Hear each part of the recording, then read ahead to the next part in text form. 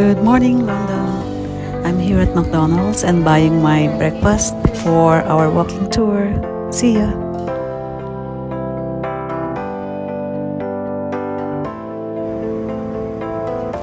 It's 6:30 a.m. here in London and wala pang masyadong tao. Kaya okay lang mag-video muna.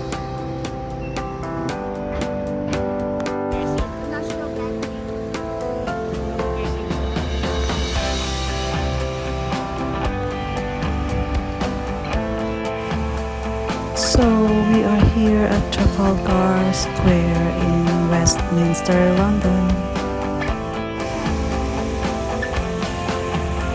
So maaga kami lumabas.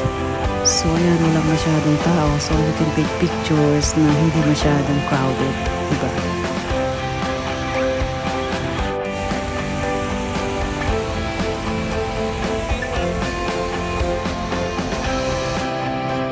Medyo malamig na dito sa London, so kailangan mo talaga mag-cover up para makaiwas sa lamig at makaiwas sa sakit.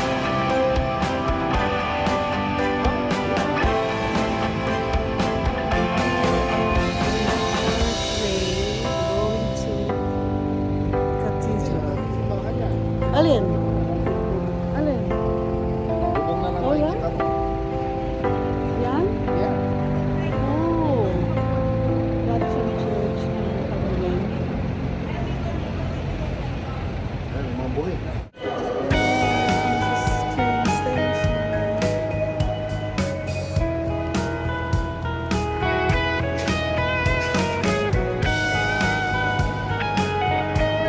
Okay, so hanapin namin yung isang train station. Mali kami na napuntahan. So, we're going there. Ha? Nagbus ka ba? Tayo sa gitna.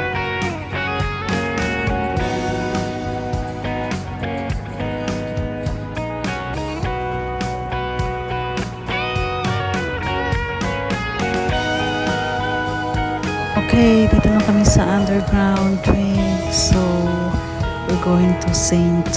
Paul's Cathedral. Bye.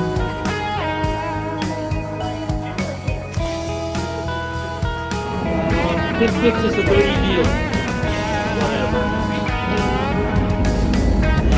Yung sila no? I'm not the way.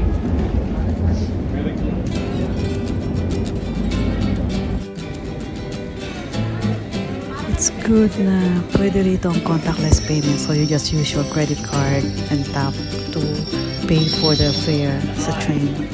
So you don't need to buy tickets kasi mas mahal pa daw pag bumili ka ng tickets.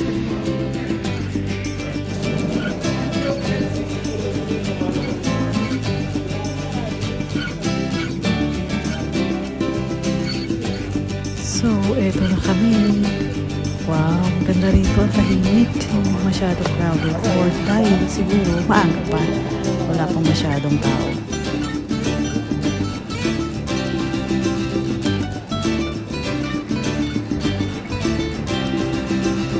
So nakikita ko na yung St. Paul's Cathedral, konting lakad na lang. Of course, papasok kami sa loob.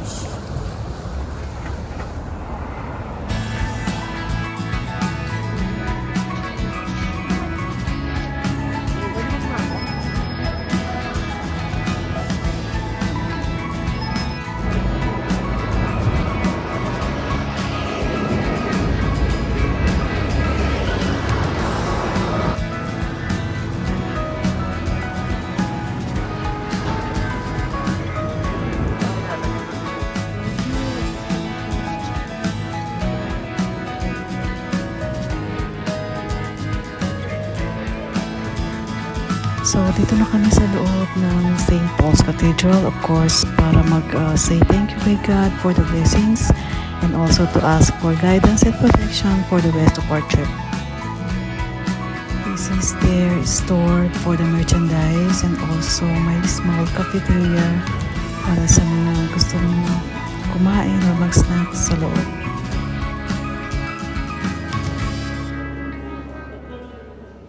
Muna lang.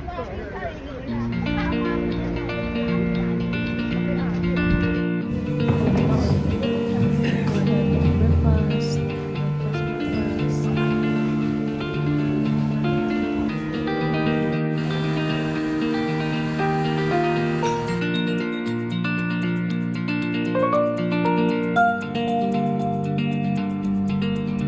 Sa wakas, nakapagkape na rin. Ang sarap ng kape nila dito.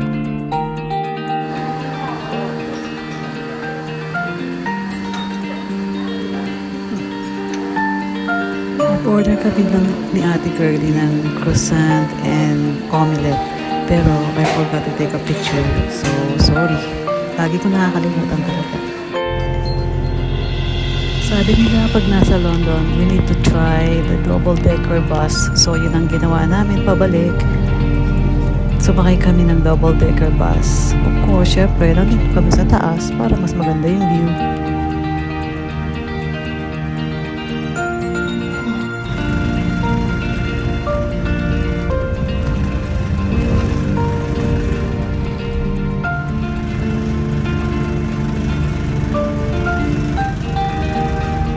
So, nakababa na kami ng bus. So, ngayon, lakad-lakad ulit. So, prepare na naman ang paa para sa lakaran. Buti nilang maaga kami kanina umalis dahil kita mo naman ngayon ang daming tao. Hindi ka na makakapag-picture ng walang tao sa likod mo.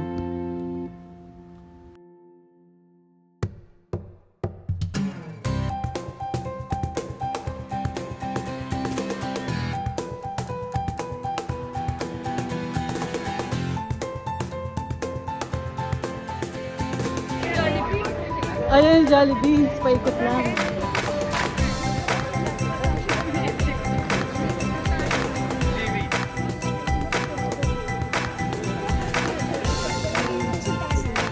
So, nandito na ulit kami sa Leicester Square kung saan maraming foods, restaurants, mga stores, and also, nandito yung Jollibee.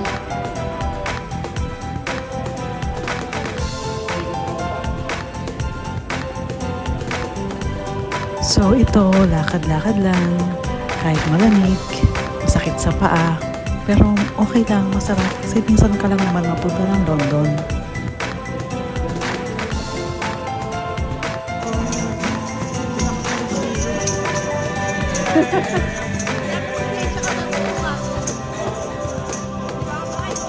Thank you. Thank you.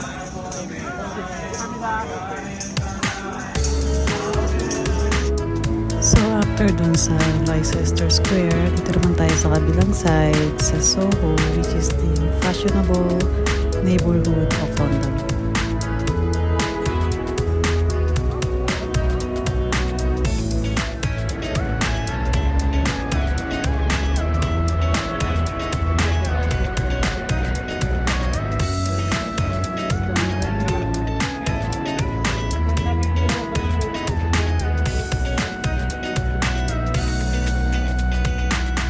So, punta naman tayo dito sa kabilang side. They call it Soho or Mayfair. Dito yung mga branded stores. At saka dito hindi masyadong crowded and also super linis. So, this is the end of our walking tour. Pagod na, kailangan na magpahinga, magpit ng gamit kasi bukas another destination na naman. So, see you again tomorrow going to Amsterdam naman. Early morning, dito na kami sa Heathrow Airport and we're going to Amsterdam.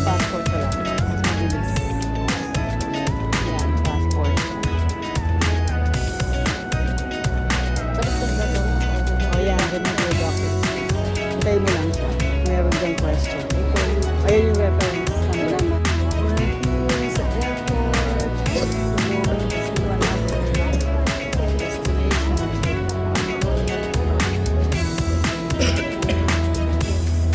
Drop off.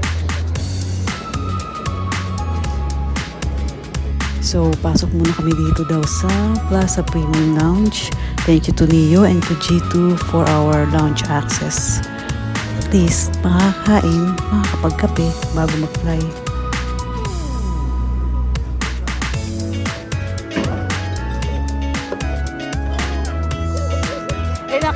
Nakita lang yung bulaklak.